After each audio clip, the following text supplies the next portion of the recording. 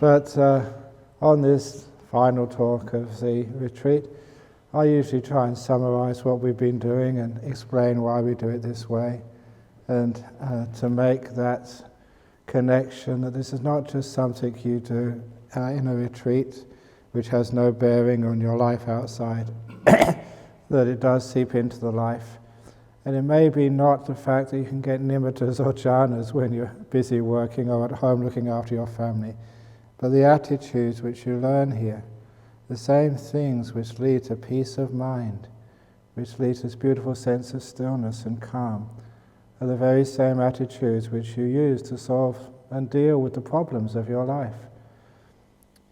The meditation is almost like a scientific laboratory, where you learn how to deal with the obstacles and problems in your mind, and you find the same techniques which work for your meditation also work with the problems of your life. And little things like, you all want happiness in this world, you all want sort of success, whether it's enough money or plenty of money to do what you need to do, to have a good relationship, to find someone to share your life with, and all these other goals of the world. Whatever those goals are, the sort of things which you learn here actually enhance those goals.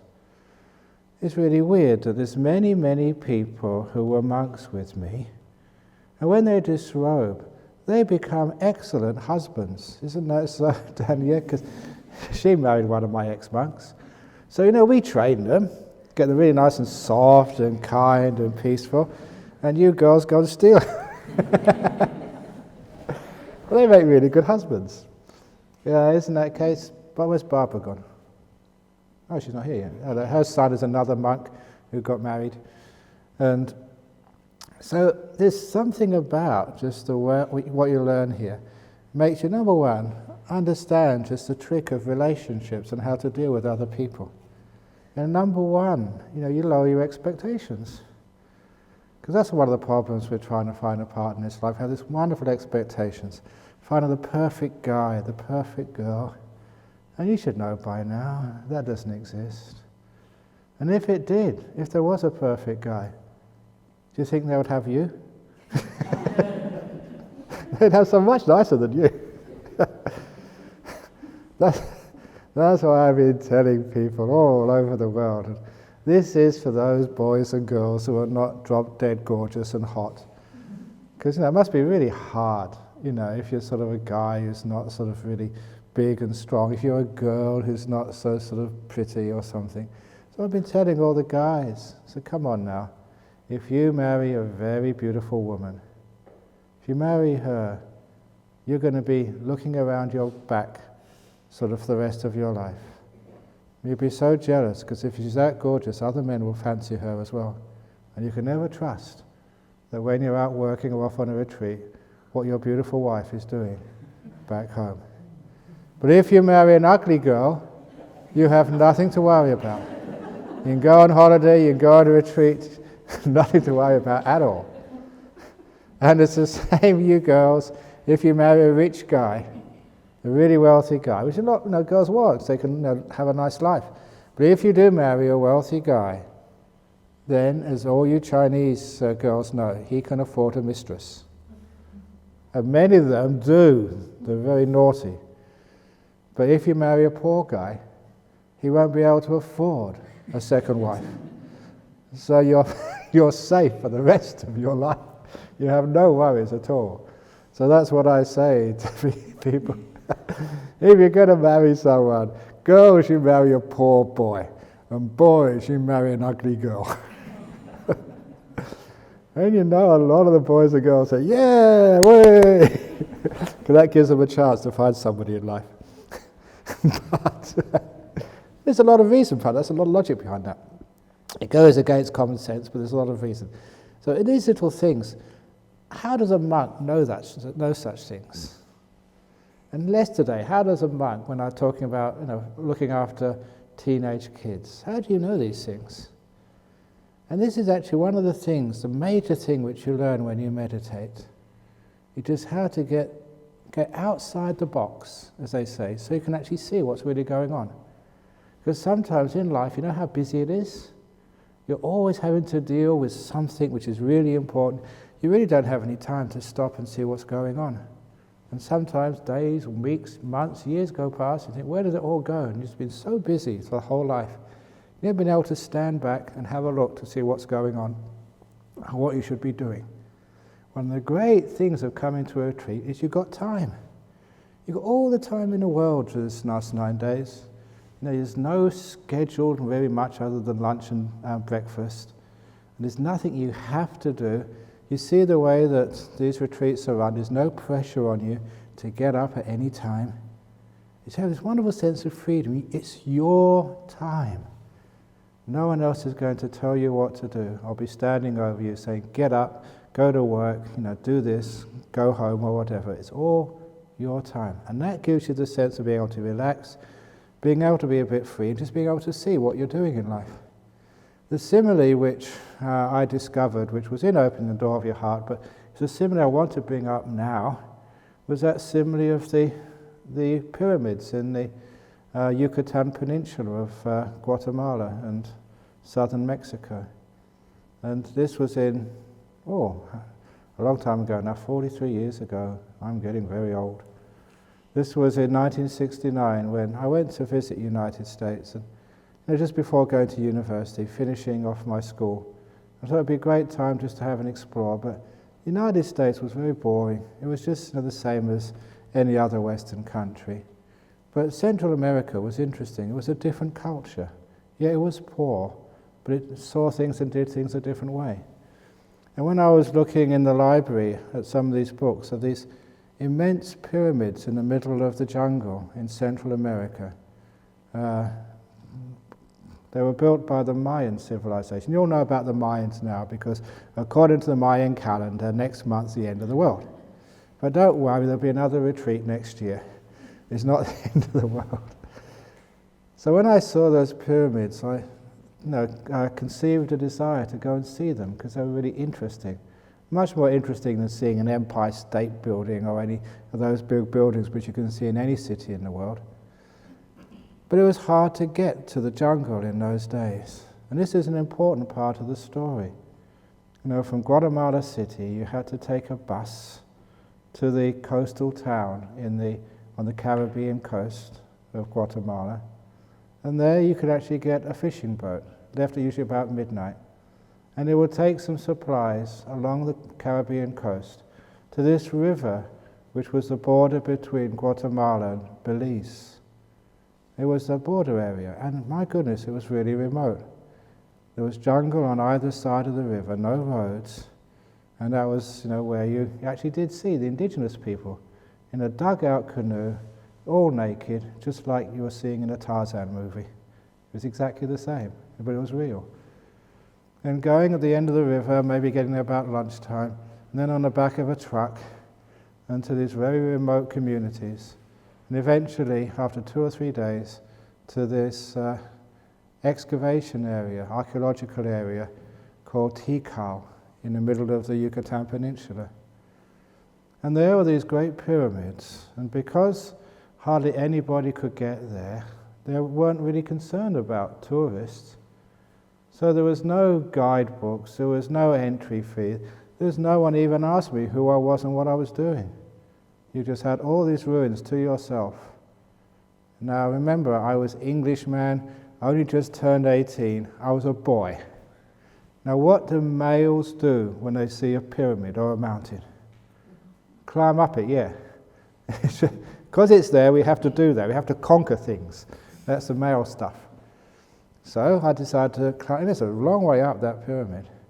And on top of the pyramid, unlike the pyramids in Egypt, the pyramids in the Yucatan Peninsula had a little room on the top.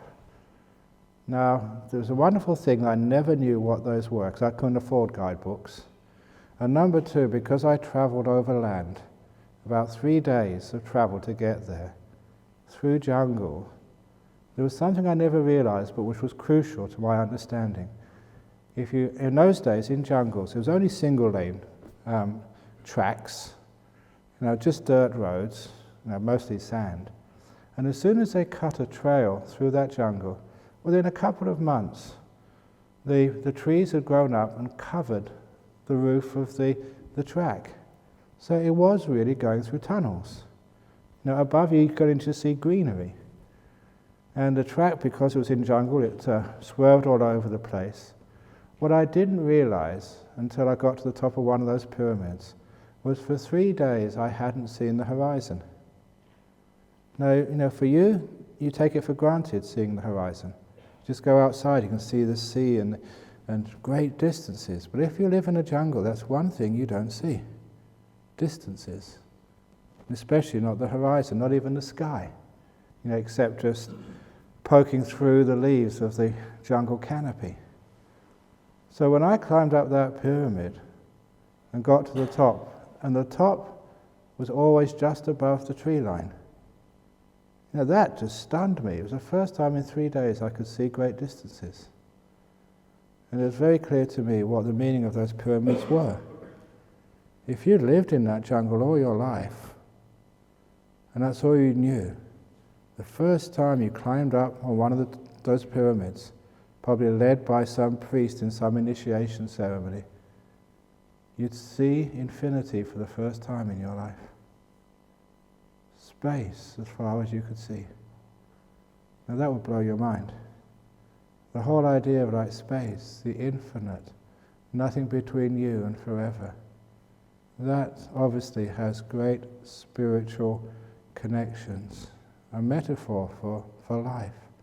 But even in addition to that, on top of that pyramid, I could see the track, which I spent all morning coming along from the nearest town, this beautiful town in an island in the middle of the lake called Flores, meaning flowers. And I could see the track, which, it was like a bird's eye view, like a Google Maps. And that means you could get your connections. You knew actually where things were. You could see the lakes, you could see the rivers, you could see the tracks because you were above everything.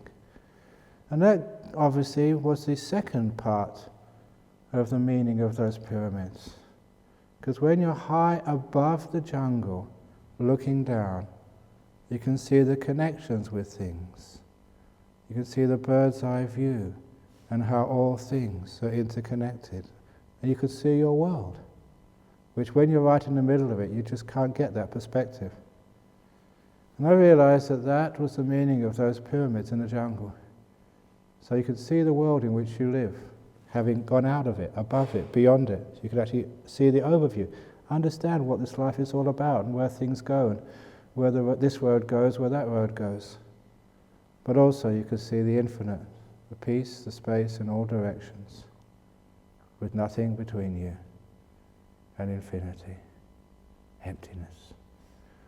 But in particular, for each one of you, this afternoon, tomorrow, you'll be going back into your jungle. You've climbed up the pyramid of meditation, and many of you have seen, an overview of your life, what you're doing in this world, your career, your relationships. When you're above it, you can actually see down and get a much better understanding of how it all fits together. So you'll be going back into your jungle tomorrow. When you're in the jungle, it's so hard to get perspective, but here, when you're on meditation, you can get that view about life and death, about your career, what's really important in this world. Because, yes, you will have goals. On this retreat, I said have no goals because I wanted to get out of that jungle where there's goals and things to attain and things to strive for. But when you go back, you will have your goals and things to strive for. But the most important is understand what the real goal is. When you're working, what are you working for? When you're having a relationship with another person, what are you doing that for? What's the purpose of relationships? When you're doing charity, when you are looking after your kids, when you're looking after your old grandma who's very sick, what's the purpose of that for? What are you doing that for? It's not just culture. It's not doing this because that's what Chinese people have to do. You're not just bowing because that's what Buddhists have to do. When you come to a place like this, you can get some understanding what this means, why we do these things. And obviously one of the biggest things you do in your life is your career, working, making money, just getting things. But stand back and look. What do you really need? One of the things I'm trying to teach people, and especially here in Australia, the people who've come from overseas, and you've seen, Australia, you see that we actually have got the biggest houses in the world, in Australia. I read that in an article. The largest houses, on average, in the world are in Australia. Such a waste of money and time. You can only be in one room at a time.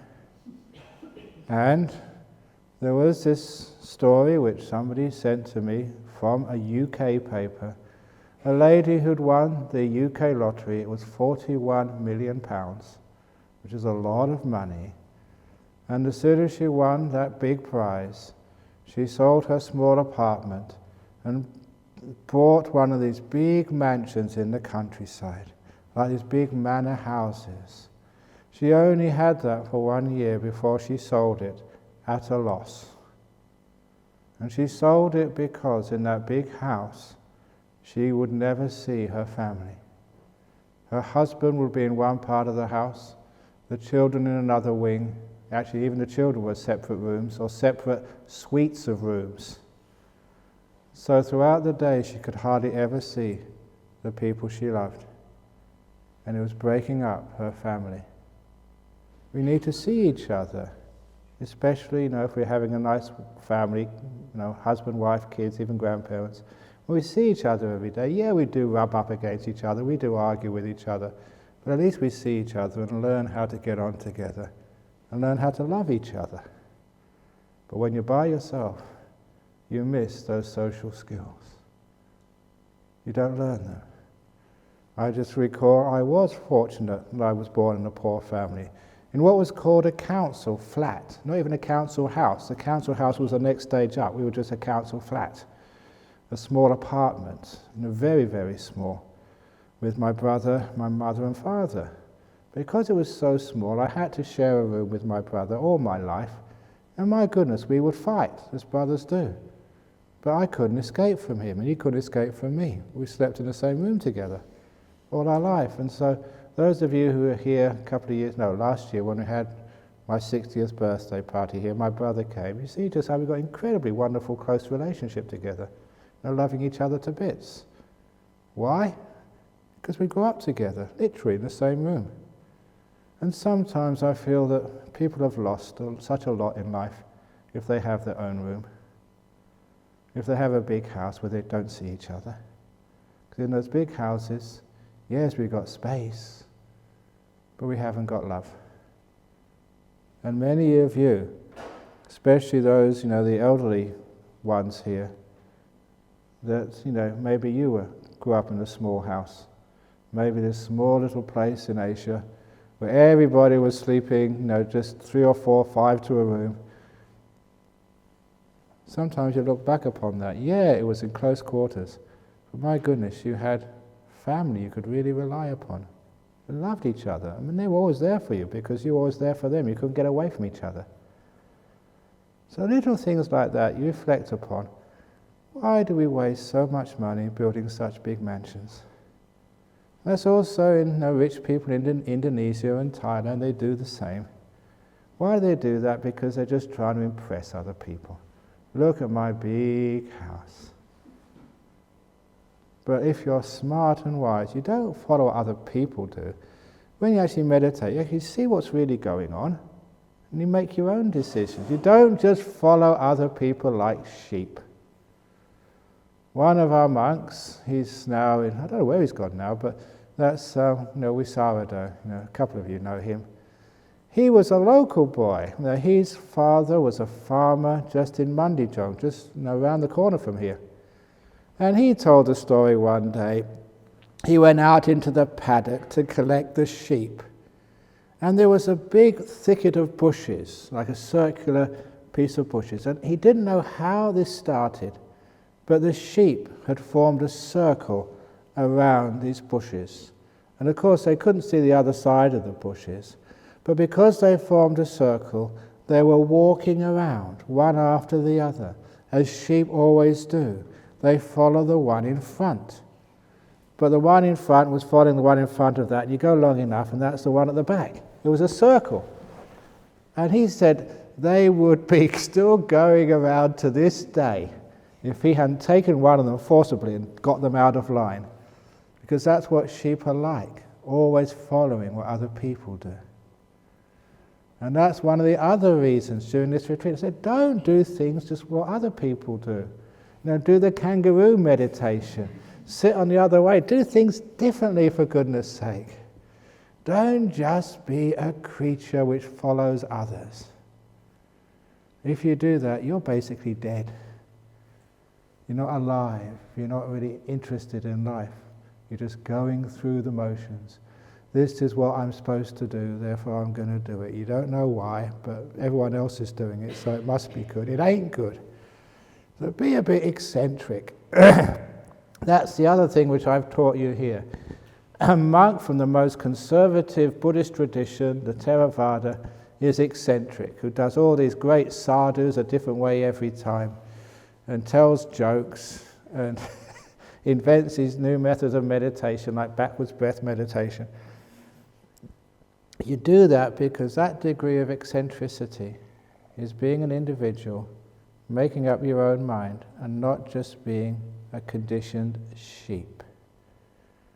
So you look at life, do I need that big house? Have a small house, and you have a wonderful family.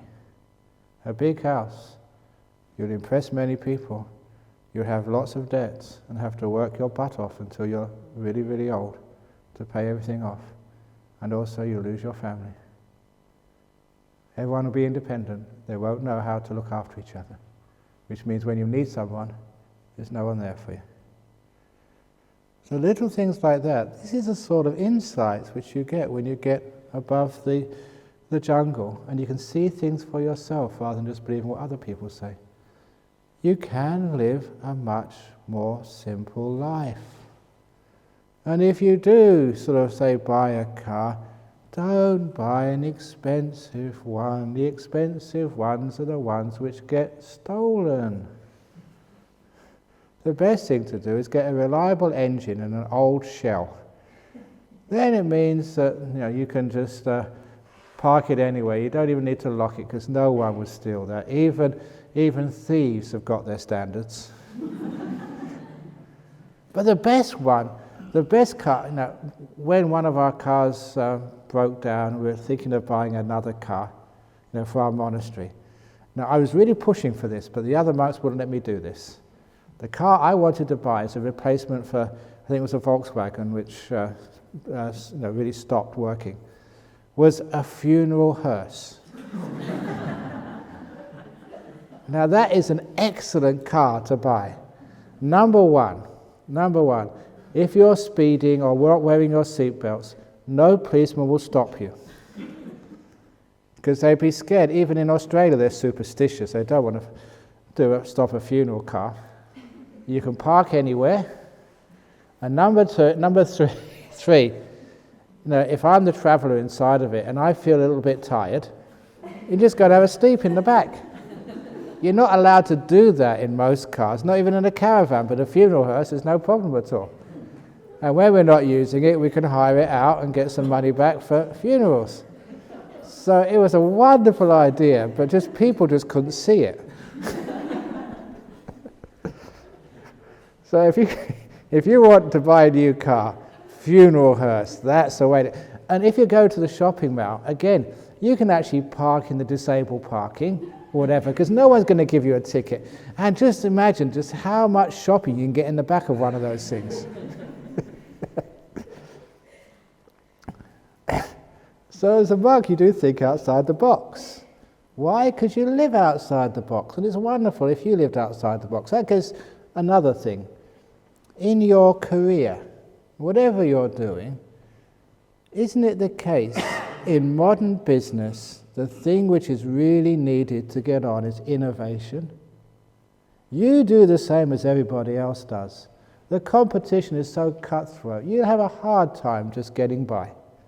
But you innovate. You do things differently. Then you're going to actually be very successful in your life and in your career. That's the trouble with places like, Thailand, Singapore, Malaysia, Indonesia. Everyone just does the same. They find out what someone else is doing and then just imitate it. How about doing things a little bit differently? And how do you get that innovation, those new ideas? How you get those innovation and new ideas, I'm not joking here, is actually calming your mind down, being still. Because when you think, you always think in the same old ways. That's why I always say these thoughts are just coffins of the dead, which you carry around with you. You never innovate through thinking. You're just repeating the same old stuff in the same old ways. But when your mind becomes very still, when the thoughts stop, then these crazy ideas come up. These new ideas. There's been a lot of innovation.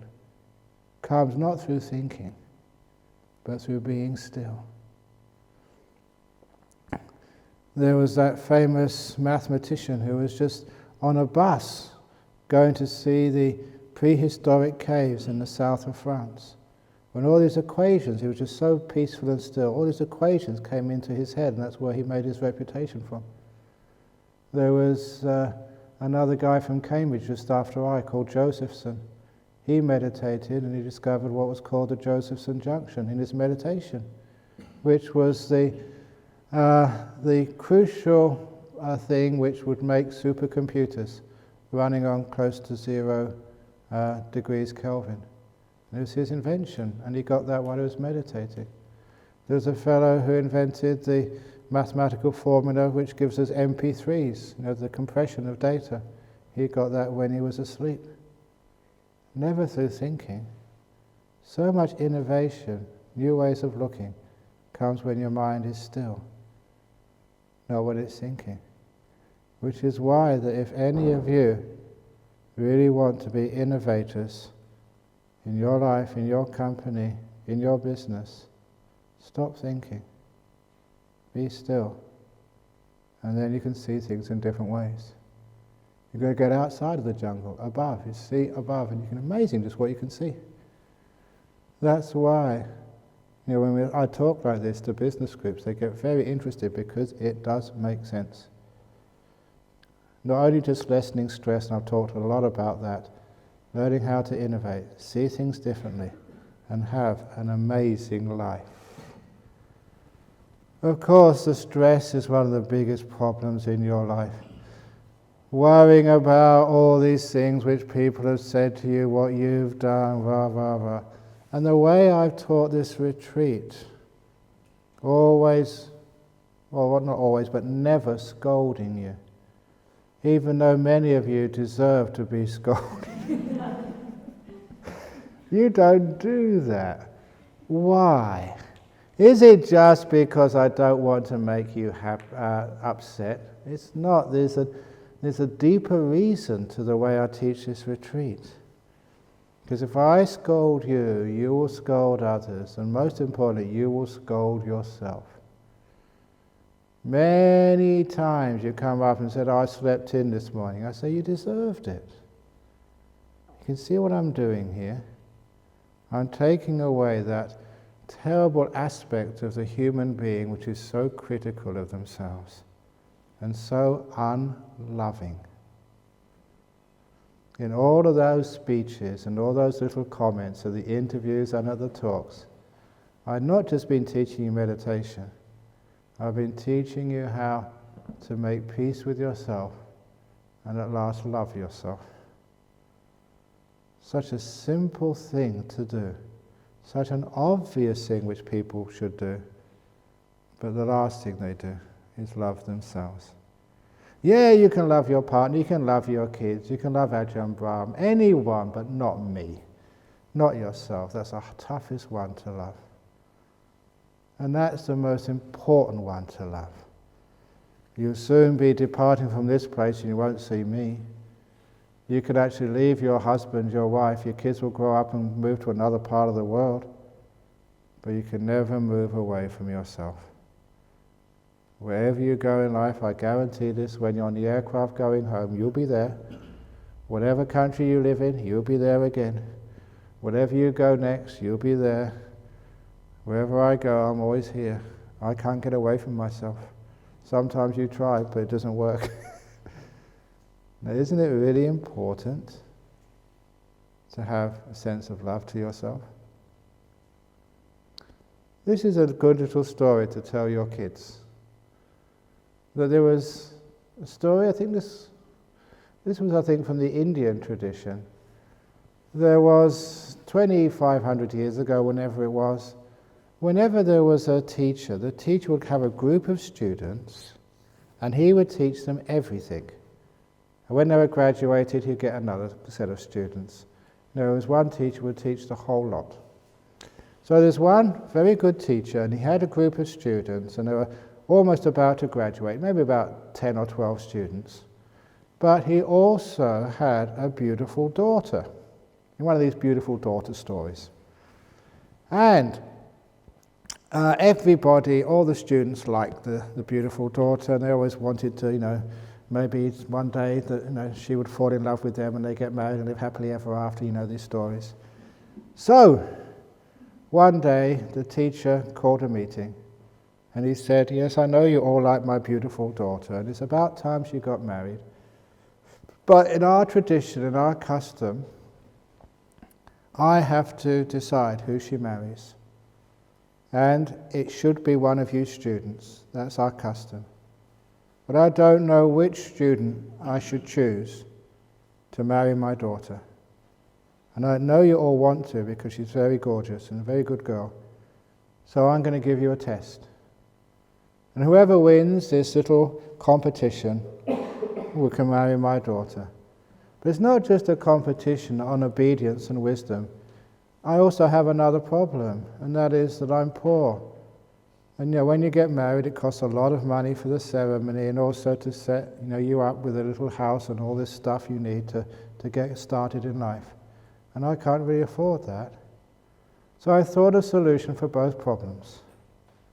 For the next 7 days, he told his students, I want you to go into the village at night time and steal whatever valuable things you can. But please don't let anyone see you stealing. And whoever steals the most will win my daughter.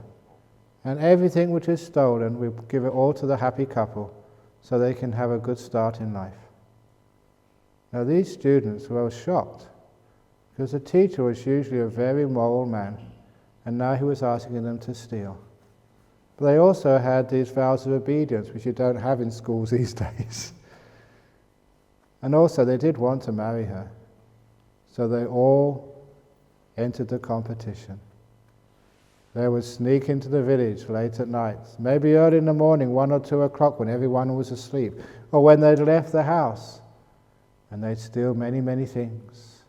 And then when they brought it back to their teacher, the teacher would keep a very detailed record of who stole what, but also from where. And after 7 days, when the competition was over, he called a meeting to announce the winner. And before announcing who'd stolen the most, he congratulated all his students for being so obedient, except for one. He said, this one student hadn't stolen anything when I asked you to. So he called the student up and said, why did you not follow my instructions? And the student said, but Master, I did follow your instructions. Well, why didn't you steal anything? Master, I did creep into the village late at night. I entered the house when they were fast asleep. And I saw all these valuables. I was just about to pick it up and steal it when I realized someone was watching. And you told us not to steal if someone was watching you. And the master said, who was watching you when everyone was asleep? And the student said, I was watching me. That's why I couldn't steal. Sadhu, sadhu, sadhu, said the teacher. At least I've got one wise disciple out of all you stupid nincompoops. Now, he said, you can take all the goods back to the village. They won't scold you, arrest you, or beat you. This was planned a long time ago. They expected you. A lot of times they were pretending to sleep, although they heard you, noisy thieves.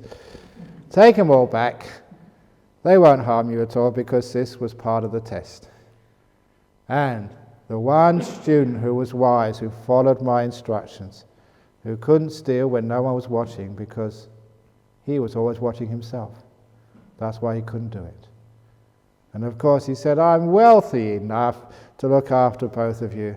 And you, my wise student, if you're that wise, you would never do anything wrong.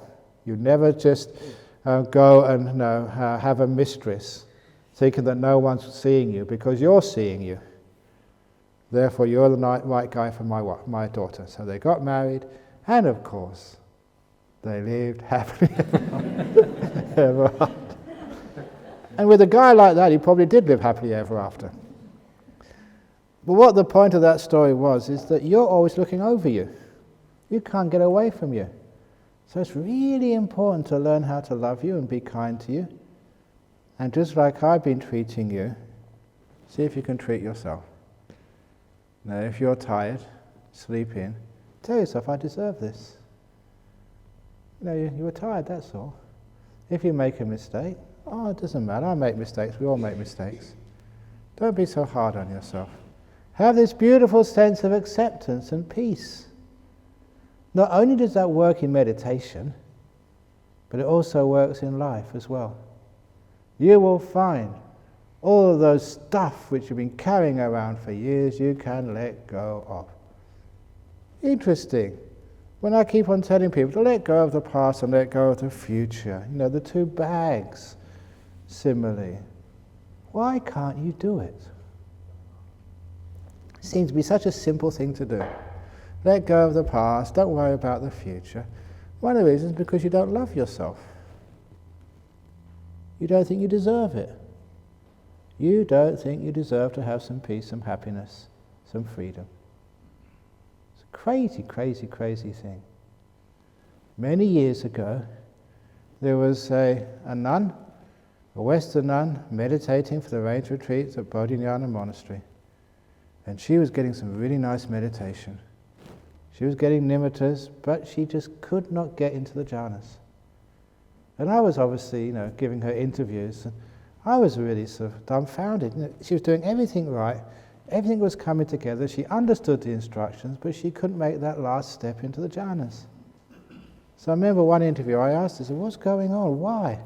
She says, I found out I don't think I deserve to be that happy. She was being honest, but my heart sunk. Oh my God, you deserve to be happy. What's going on? And I realized that was the first time I really saw that that is a problem with so many people in our world. Whether it's in your work, you keep on stuffing up.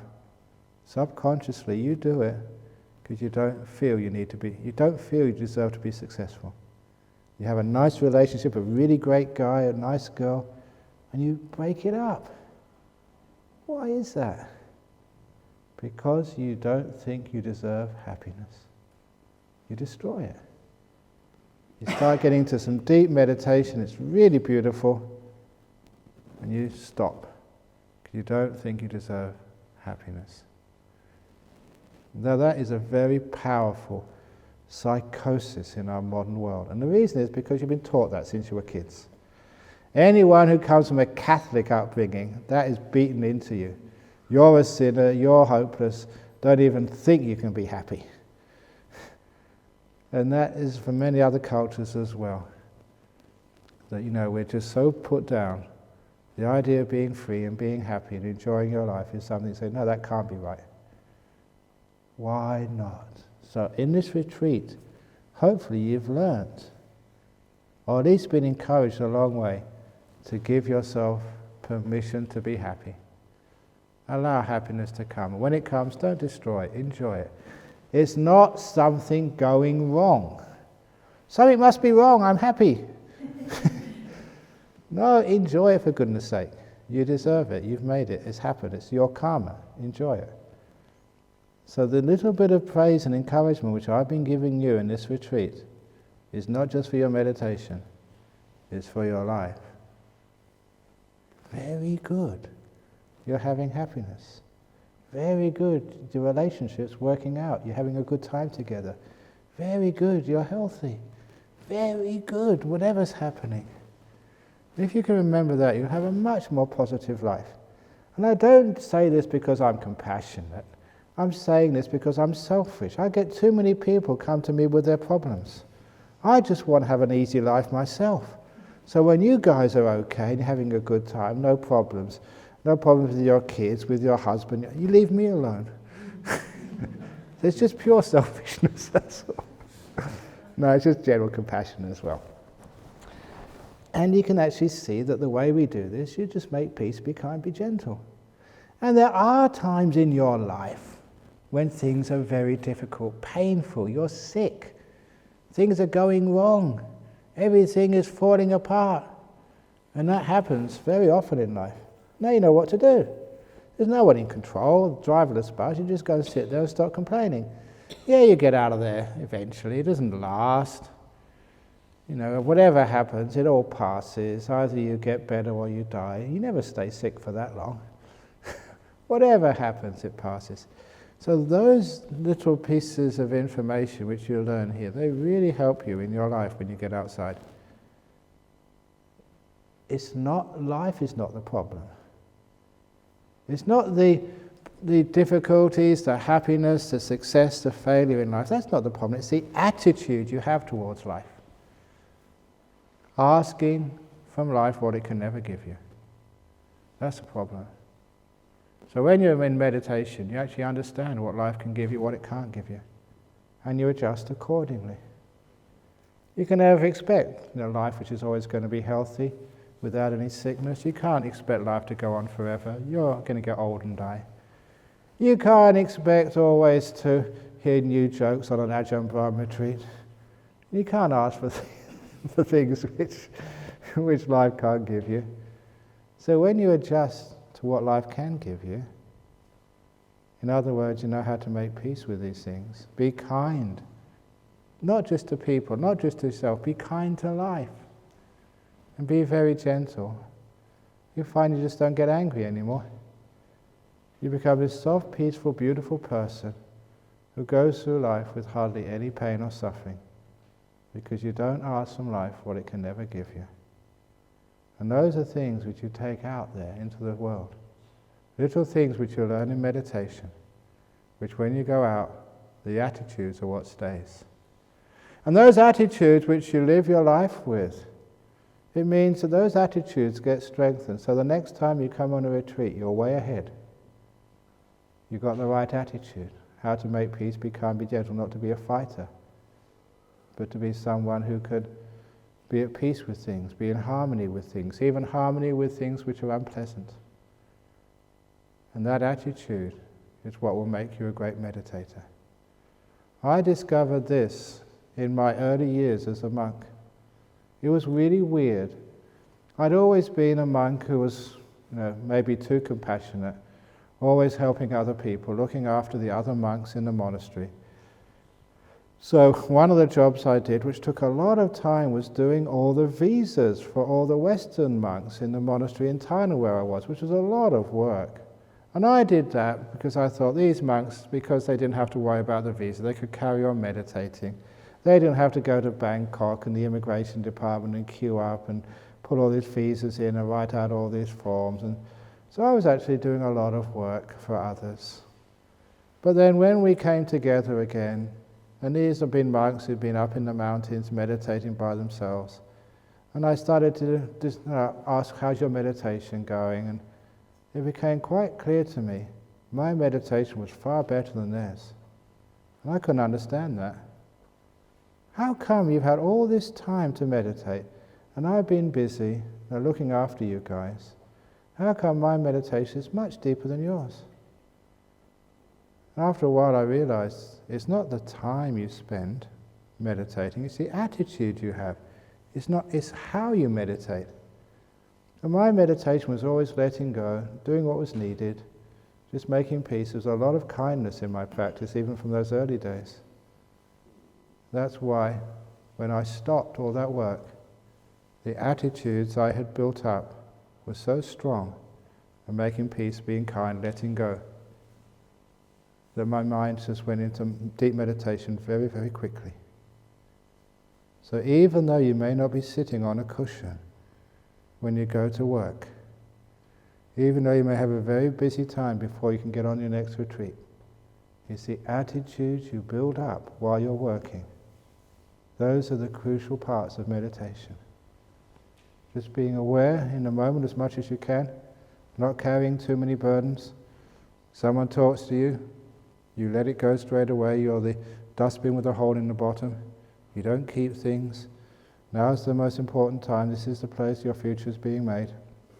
Spend more time in the present moment. Don't worry about the future. Good, bad, who knows? So no need to worry about it. You miss your flight, who knows? Good, bad, who knows? Remember that story of this guy who came here years ago? He said he was doing business in Bombay, at that time Mumbai these days. Having finished his business, he got a cab from his hotel to take him to the airport for his next flight. The cab driver, this Indian guy, he obviously was just a poor guy, just came into the city because he didn't know the way to the airport. Imagine a cab driver not knowing the way to the airport. So he got lost in the streets of Mumbai, and the clock was ticking, and he was getting afraid he might miss his flight. And he's still lost. This business guy was getting more and more angry at the driver. The driver was just getting more and more stupid. And he had one hope left, and the hope was that the flight would be delayed, which was actually very common in India in those days. Things were always going late. But when he actually found the way to the airport, he realized for once the flight had taken off on time. Because he actually saw it take off. He saw the tail, that was his flight. It was taking off. Damn it, you stupid driver. And I've missed my flight because of you. And then as he was scolding the driver, he saw his flight come down. It crashed with all people on board dead. Wonderful driver. Thank you so much. You're the best cab driver in the whole world. And that changed his life. Now, I get angry sometimes. We get angry at people and actually they save our life. That's why that story, good, bad, who knows? So those are the wisdoms which mean whatever happened to you in your life, you don't get so angry. You get dumped by your boyfriend. You lose all the money on the stock market. You get cancer. The attitude totally changes. So when the doctor says your cancer is terminal, what do you say? Very good. Very good. Now, this is what you learn here. That's what you learn over there. You got cancer anyway. Getting upset about that, is that going to help? You're going, I got cancer, I'm going to die, what am I going to do? This is terrible, Is that going to help? That makes it worse, for goodness sake. So just say, very good, got cancer, and you're improving your chances of survival. So it's just the attitude problem, and it's the attitude which you learn here on these retreats. You go away, you won't have as much time to meditate, but you'd have been brainwashed over the last 9 days in attitudes of making peace, being kind, being gentle, just letting things be. This is good enough. It's all very good. It's just life. You're just a passenger, you're not the driver. You can't chase things. You stop and things come to you. And all this control freak business, it just makes life just so unpleasant. Living simply, living peacefully, having few desires. That's all you need. So those are the things which you learn here.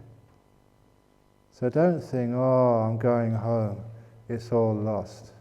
No way. You have actually changed a lot. And people you go back to will realize that. They say, what have you been doing? What drug have you been taking over in Jhana Grove?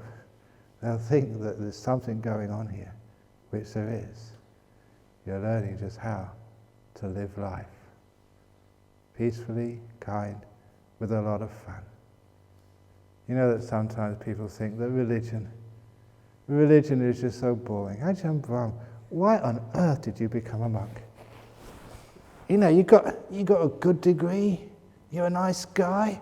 Why did you do that for? Because I am having a good time. Does it look like I'm having a good time?